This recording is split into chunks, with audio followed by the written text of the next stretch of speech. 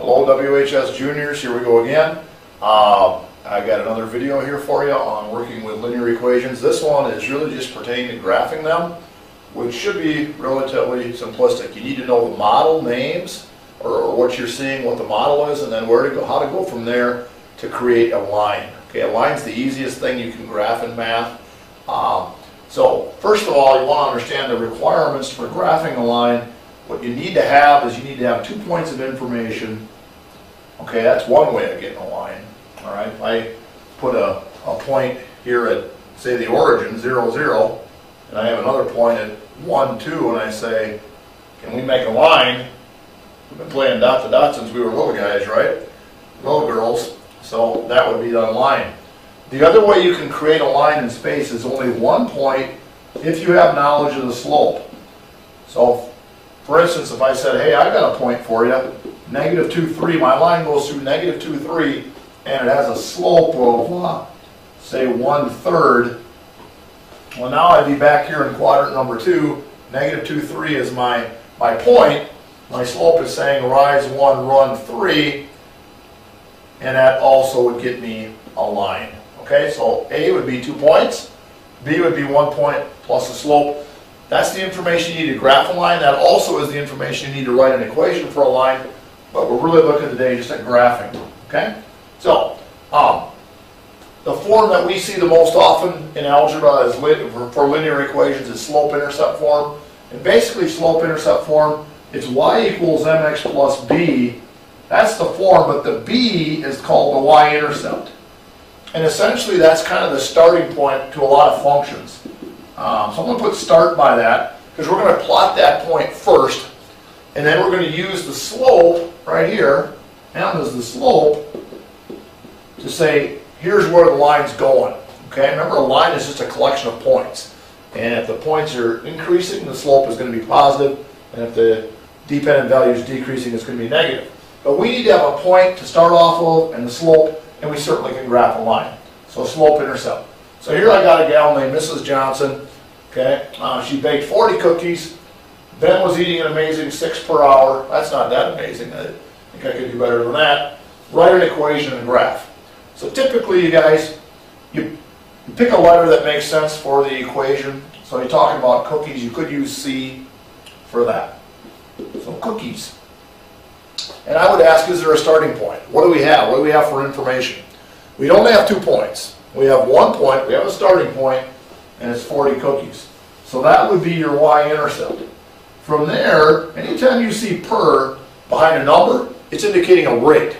And slope really is just the rate of change in the dependent variable compared to the independent variable. So when you see this, this is a great indication. Hey, this is the slope. Now, is the amount of cookies going up or down?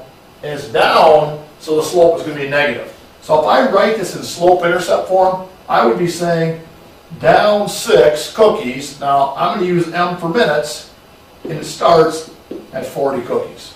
Okay? Now, on an assessment, they might have y equals 40 minus 6x. It's the same exact thing. It's just I'm using variables that stand for what we're talking about in the problem rather than yellow jackets and xylophones. But we have to have a starting point, and the slope tells us where it's going. From that point, the graph becomes pretty simplistic. This is going to be a first quadrant graph. You can't have a negative amount of cookies. Even a bad cookie's a cookie. I don't know what a negative cookie would actually be like, but they're all positive in my mind. You certainly can't go back in time. So your y-axis is really just your dependent variable. So I'm going to have cookies here and minutes here, and I've certainly got to be able to get to 40, so I can't go by ones here. So you got to always think about your unit spacing on a graph, what makes sense. And I might go, I've got 10 squares, I might go by 5s, and that way every 2 squares would be 10. So 10 cookies, 20 cookies, 30, 40, etc. And there we go. Now, he's eating 6 every minute. So I'm going to just keep this as going by ones. And you're not going to be asked to construct a graph, okay? I mean, these examinations are multiple choice, and they're going to have a graph for you and say which equation does it make sense with. So you should be able to flow from the equation to the graph, or from the graph to the equation. The starting point's 40 cookies.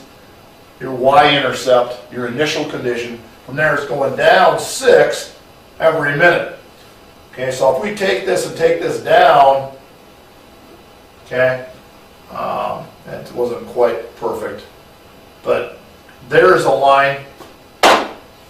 Interestingly enough, they might ask you, okay, what does that mean?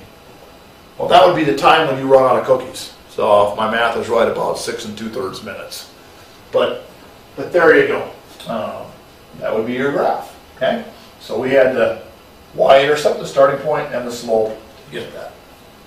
Okay, good. So if you see equations where y is by itself, it's instantly in slope-intercept form. Y equals slope, y-intercept, slope, intercept form. Always plot the y-intercept first. So for this particular one, the y-intercept is at 4. The slope is saying go down 2/3. And we can say, hey, that's the line for that equation. Okay? Now the second one is not in slope in for only one reason. You guys see it? Okay, the y is not by itself. So we got to undo this little thing that's combining on. So y equals negative x negative 6. I would bring notice to this. The y-intercept is at negative 6. You don't have a value listed for slope here. Remember that slope is multiplying your independent variable. So number 1 can be dummied in there. I'll write it as 1/1. So keep that in mind. If there's no number here, the number would be 1. In this case, it's negative 1/1. So we go down 1/1, and you would get that line. Okay? The third one here is a very short little equation, and the y-intercept here is not given. The b value is a tachyon, and what it's essentially saying is the starting point is at 0. It's at the origin. The slope is not written as a fraction. Think of it always as a fraction because you want to rise in a run number. So down 4/1 doesn't look like I have any parallel lines or any perpendicular lines, but I certainly have 3 lines. Okay, so get y by itself, you're going to have that slope hit model.